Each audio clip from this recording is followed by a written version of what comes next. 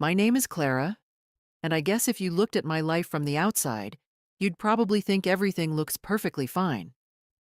I live in a quiet little town called Maple Hollow, in a cozy house tucked away on a quiet street. I've been married to my husband, Ethan, for 6 years now. We've got a golden retriever named Rusty, who's been with us since he was a wobbly little puppy chewing up the furniture. On paper, it sounds good, safe, comfortable. But lately, I can't shake this feeling that something's missing. It's nothing big or dramatic, more like small cracks that have started to show over time. There was a time when Ethan and I were inseparable. We'd talk for hours, lose track of time over silly conversations, stay up late planning trips we might never take. He used to make me laugh so hard my stomach hurt, and I'd catch him looking at me like I was the most interesting person in the room. But now, all of that feels like it belongs to someone else's story, not mine. These days, it feels like we're just passing each other, like two people living under the same roof but not really seeing each other. We talk, sure, but it's mostly about the usual things: groceries, bills, schedules.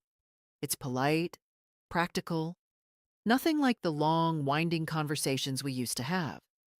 Sometimes I'll catch him staring at his phone at dinner, distracted, distant, and I want to reach across the table and shake him just to get him to look at me the way he used to.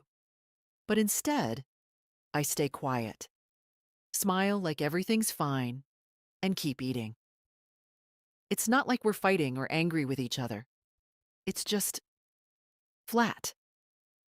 Like the spark we had slowly faded without us noticing, and now we don't know how to get it back. I don't even remember when it started happening. Maybe it was gradual, life getting busier, work taking over, days slipping by faster than we realized. Or maybe we stopped making time for each other, telling ourselves there would always be tomorrow. I don't know. All I know is that some days I look over at Ethan and feel like I'm looking at a stranger, someone I used to know but can't quite reach anymore. And the worst part is, I don't know how to fix it. It feels like there's this invisible wall between us, one that keeps growing taller the longer we pretend everything's fine. I keep wondering if he feels it too, if he notices how different things have become, or if he's just as lost in the routine as I am. I try to remind myself that relationships change, that people grow and shift over time. But sometimes, late at night when the house is too quiet, I can't help but miss the way things used to be, the way we used to be. I miss the little things, like how he'd pull me close without thinking, or how we used to laugh until tears rolled down our faces. Now it feels like we're careful around each other, like we're tiptoeing through each day, avoiding the truth that neither of us wants to admit out loud, that we're drifting. And every day that passes, the distance feels a little wider, like we're both standing on opposite sides of a river we don't know how to cross. I keep hoping it's just a phase, something temporary we can work through. But deep down, I'm afraid that if we keep going like this, there won't be anything left to save. It was one of those gray afternoons that felt heavier than usual, the kind where the sky can't decide if it wants to rain or stay quiet, and the whole house feels a little too still. Ethan was out of town for a few days on a business trip, something he does more often now, and I was left alone in the house, just me and Rusty. Normally, I'd find little things to fill the time. Maybe read a book, watch some show I've seen 100 times, clean the kitchen even if it didn't need it. But that day, I couldn't shake this emptiness sitting in my chest. I sat on the couch by the window, watching as the rain finally started tapping against the glass, soft and steady like tiny fingers. The room felt too quiet, and no matter how many times I tried to distract myself, my thoughts kept drifting back to Ethan, to how distant things felt between us lately, and how lonely the house seemed without him. That's when I felt Rusty move beside me. He'd been lying on the floor near the window, but now I noticed him getting up, walking over slowly, his nails clicking softly against the hardwood. Without making a sound, he plopped his big head right on my lap and looked up at me with those deep brown eyes, eyes that seemed to understand everything without me saying a word. I reached down and scratched behind his ears, feeling the warmth of him against me. And for a moment, it was like he knew exactly how I was feeling. "Hey, buddy," I murmured, my voice barely more than a whisper. He let out this soft sigh, the kind that sounds almost human, like he was telling me, "I'm here." Rusty's always had that way about him, ever since we brought him home as a floppy little puppy. Back then, he chewed on everything he could get his mouth on, table legs, shoes, anything within reach. But over the years, he grew into this calm, steady presence. He was more than just a dog. He became this quiet, constant part of my life. Someone who didn't expect much from me, who didn't ask me to explain how I felt. He just stayed, always nearby, always patient. As the rain kept falling outside, I found myself leaning into him a little more, resting my hand on his back, letting his warmth soak into me. It wasn't something I thought about too much at the time. It just felt natural. The house might have been empty. The silence might have pressed a little too hard on my chest. But Rusty was there, filling up the space in a way no one else could. I realized, sitting there, how much I'd been relying on him lately. It's not something you notice all at once. It creeps in slowly, the way comfort does. The more distant Ethan felt, the more I leaned on Rusty. He never pulled away, never looked distracted or tired or impatient. He was just there, watching me with those eyes that seemed to know me better than I knew myself. I kept thinking about that as I scratched behind his ears, about how easy it was to let myself fall into this quiet rhythm with him, how safe it felt. But a part of me wondered if I was leaning on him too much. If, by letting Rusty fill the empty spaces, I was avoiding the harder truth, that maybe I wasn't sure how to reach Ethan anymore. Still, I didn't have the answers. All I knew in that moment was that Rusty's quiet presence, the way he pressed close without asking for anything, made it feel like the world wasn't quite so heavy. He wagged his tail gently as I whispered to him, my fingers tangled in his fur, and I let myself rest there beside him, the rain tapping steady outside. For a little while, it was enough. It wasn't just that one rainy afternoon when I noticed how much I leaned on Rusty. After that day, it became more and more clear how often I turned to him, how much I depended on his quiet company without even realizing it. Every morning, when I woke up, and Ethan was already out the door or away on another trip, it was Rusty who greeted me first, wagging his tail softly, waiting patiently like he was checking in. When I'd move through the house during the day, doing the laundry, making coffee, straightening up, Rusty was always there, following a few steps behind, his steady presence filling up the silence that used to feel so heavy. At night, when I'd sit on the couch after dinner with the TV on low and Ethan gone or distracted, it was Rusty who'd curl up beside me, resting his head on my leg, making me feel a little less alone. It became routine, natural even. I didn't think too much about it at first. After all, dogs are loyal. That's just how they are. But after a while, a small thought started creeping into my mind. Quiet at first, but persistent. Was I leaning on Rusty too much? Was I letting him become the one thing holding me together because I didn't know how to fix the distance growing between me and Ethan? I kept pushing the thought away, telling myself it wasn't like that. Rusty was just a good dog, a faithful companion. It's what pets are for, right? They're there to comfort us, to be by our side without judgment. But the more I thought about it, the harder it became to ignore how deeply I relied on him, not just as a pet, but as something more, almost like a substitute for all the things I felt slipping away in my marriage. It wasn't just the way Rusty stayed close. It was how I needed him to stay close, how much I counted on him to fill the quiet spaces Ethan used to fill. It hit me one evening when I was sitting in bed, scrolling through my phone, and realized I hadn't spoken more than a few words to Ethan all day. He'd been in his office, working late, the door shut like always, and I hadn't knocked. Instead, I'd spent the evening curled up with Rusty by my side, letting his warmth and steady breathing keep me company. I glanced over at Rusty, who was lying at the foot of the bed, his eyes half closed, and I felt a wave of guilt wash over me. It wasn't his fault, of course. He didn't ask to carry all that weight for me, but I couldn't deny it. I'd let him become my anchor, because it was easier than trying to figure out how to reach Ethan again. I started wondering if maybe I was using Rusty to avoid facing the real problem.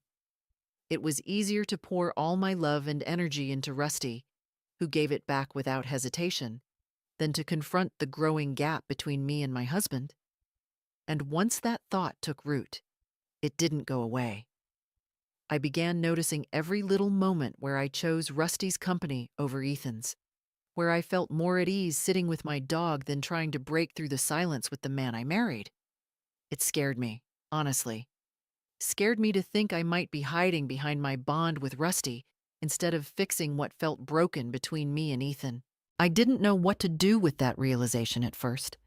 It left me feeling a little lost, unsure of how to shift things without hurting anyone or making everything feel worse.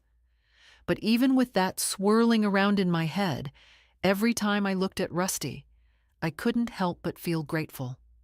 He had been there for me when I felt like no one else was paying attention, offering quiet support without asking for anything in return. I didn't have the answers yet, didn't know how to untangle it all, but I knew one thing. Something had to change. I couldn't keep leaning on Rusty alone to fill the spaces in my heart. I needed to figure out how to face the emptiness, not just cover it up. And somehow, I had to find a way to reconnect with Ethan before the distance between us grew too wide to cross. By the time Ethan got back from his trip, I had worked myself up so much that I wasn't even sure how to look him in the eye. The days without him had felt long and quiet, but not in the way they used to when I missed him. This time, it felt different. It felt like the quiet was something permanent now, like a space between us that I didn't know how to fill anymore. I stood by the window when I heard his car pull into the driveway, Rusty already at my side, tail wagging, ears perked like he knew exactly what moment was coming. I watched Ethan get out of the car, carrying his usual suitcase, phone already in hand, eyes glued to whatever message he was reading.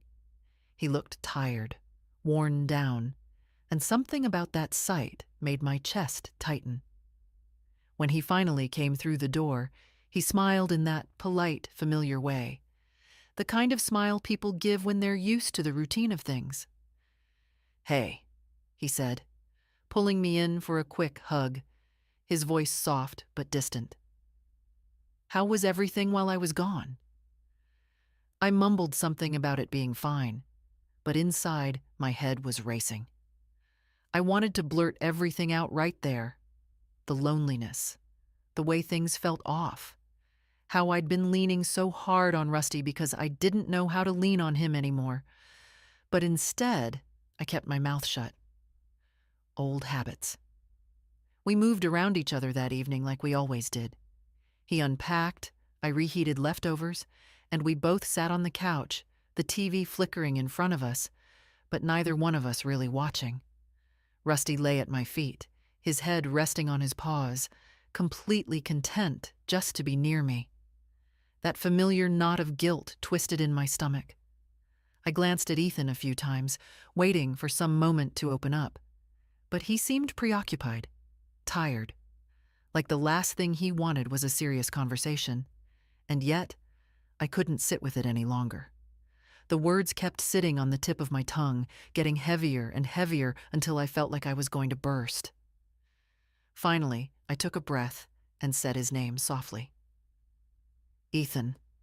He glanced over at me, surprised by the tone in my voice. "Yeah?" I swallowed, my hands fidgeting in my lap. We need to talk. His expression shifted slightly, and I could see the concern flicker in his eyes. About what? I felt my throat tighten, but I pushed through, forcing the words out. About us. The silence that followed felt sharp, like the air had thickened between us. I kept going before I lost the nerve. I feel like we've been drifting apart lately, I said, my voice shaking a little. Like we're just going through the motions. And I miss you. I miss how we used to talk, laugh, everything. It feels like we're living in the same house, but we're not really together. He didn't say anything at first, just stared at me, his face unreadable. I felt my heart pounding in my chest, terrified I'd pushed too hard, but then he let out a slow breath and nodded. I've felt it too, he admitted, his voice quieter than before. I just didn't know how to bring it up.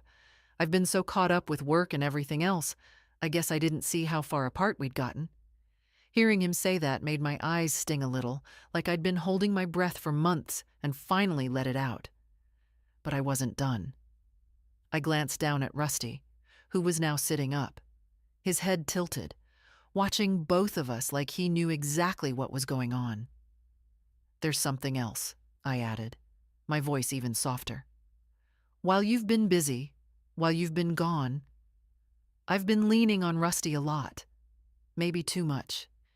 He's been there for me in ways I can't even explain, and I think I've started relying on him more than I should. I think I've let him fill the space between us because I didn't know how to fix what was happening.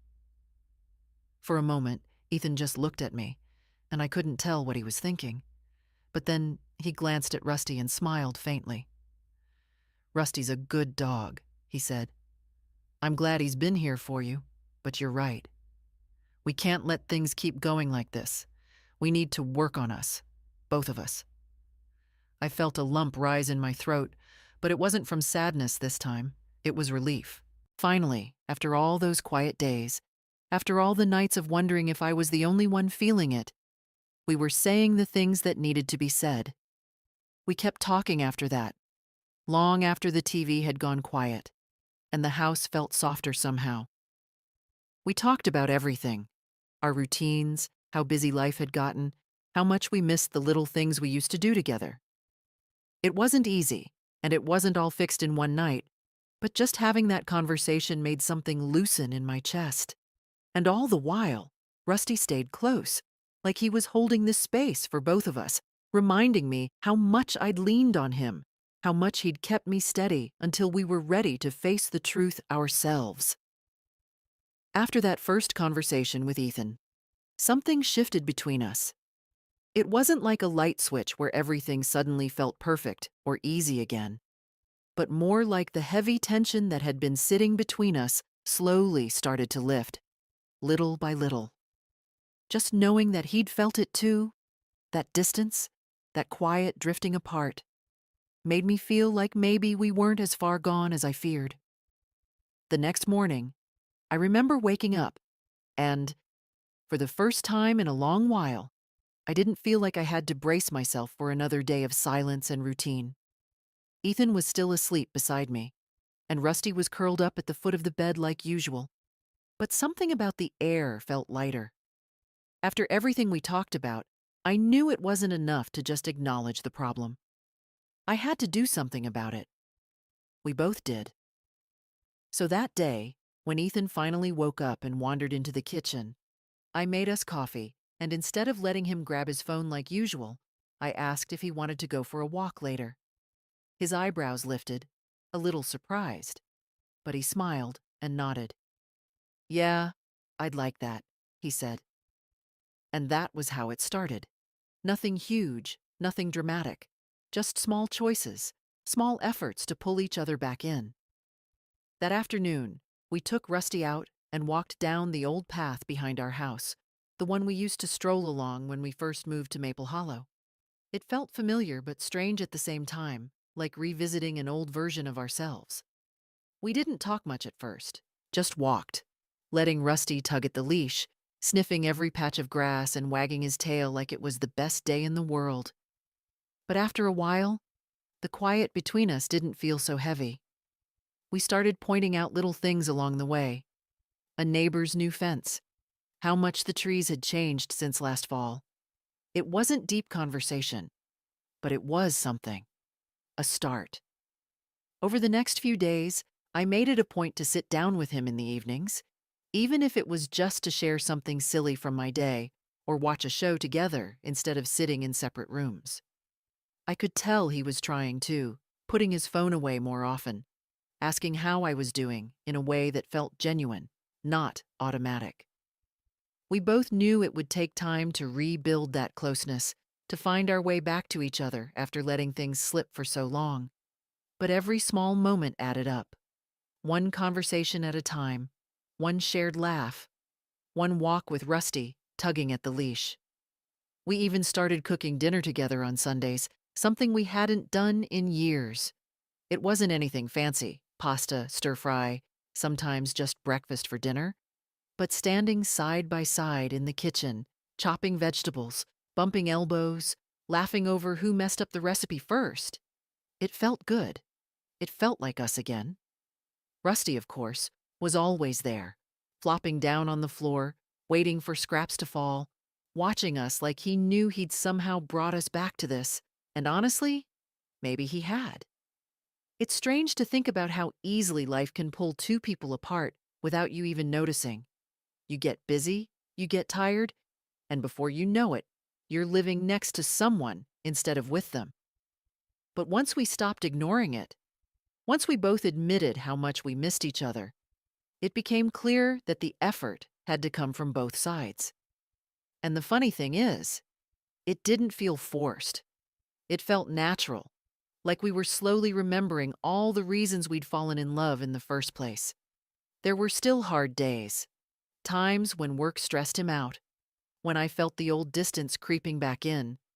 But now, we didn't let it fester. We talked about it. We checked in. We showed up. And every night, when we'd sit on the couch and Rusty would curl up between us, I'd feel grateful.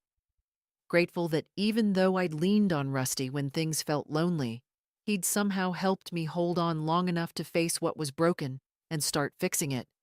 It wasn't perfect, and I didn't expect it to be. But we were trying. And that, I realized, was what mattered most. It wasn't until a few weeks later that I really stopped and thought about how much Rusty had done for me, without ever asking for anything in return.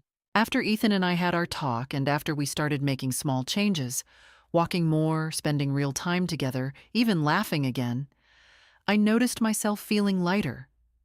But part of that lightness came from realizing how much Rusty had carried me through some of the heaviest days without me even realizing it at the time. Looking back, it hit me how often I'd turned to Rusty when I didn't have the words for how lonely I felt. When Ethan and I were stuck in that routine, barely speaking beyond polite small talk, it was Rusty who always filled the silence. He was there beside me on the couch, there waiting by the door when I got home, always watching me with those warm, steady eyes like he understood something I couldn't even say out loud. I used to wonder if I was leaning on him too much, if maybe I was wrong for finding so much comfort in him when I should have been turning toward my husband. But now, standing on the other side of it, I could see that Rusty wasn't just a distraction or a stand-in. He was part of the reason I stayed steady enough to face the truth when I needed to. He didn't fix my marriage. He couldn't. But he gave me something solid to hold on to when everything else felt like it was slipping through my fingers. One evening, after dinner, Ethan and I were sitting on the porch watching the sunset. Rusty lay at our feet, chewing on an old stick, happy as ever. The air was soft, the kind of evening that made you breathe a little deeper without realizing. Out of nowhere, Ethan turned to me and said, "You know, I think Rusty saved us in a way." I looked at him, surprised, and smiled because it felt like he'd read my thoughts. I asked him what he meant, and he just shrugged, his eyes soft as he glanced down at Rusty. He kept us grounded, he said simply. When things felt distant, he was always there. Maybe we forgot how to be there for each other, but he never forgot. That hit me harder than I expected, because it was true. Rusty had been the one constant when everything else felt like it was unraveling. He was the reminder of love without conditions, loyalty without expectations. Sitting there, I reached down and scratched behind his ears, feeling his tail thump against the wooden boards of the porch. I realized then that Rusty hadn't just filled a void. He'd shown me what I'd been missing. The simple act of being present, of showing up for someone, no matter what. It wasn't about big gestures or fixing every problem overnight. It was about staying, quietly and steadily, even when things felt broken. And maybe, in his own way, Rusty reminded both me and Ethan what it meant to do that for each other too. From that night on, I stopped feeling guilty for how much I relied on him. I saw it differently now. He wasn't just my comfort through the hard times. He was part of the bridge that helped me and Ethan find our way back to each other. Rusty wasn't just a dog. He was a part of our story, a reminder of what really matters. Love, loyalty, showing up when it counts. And every time I saw him wag his tail or curl up next to us, I knew I'd always be grateful to him for that.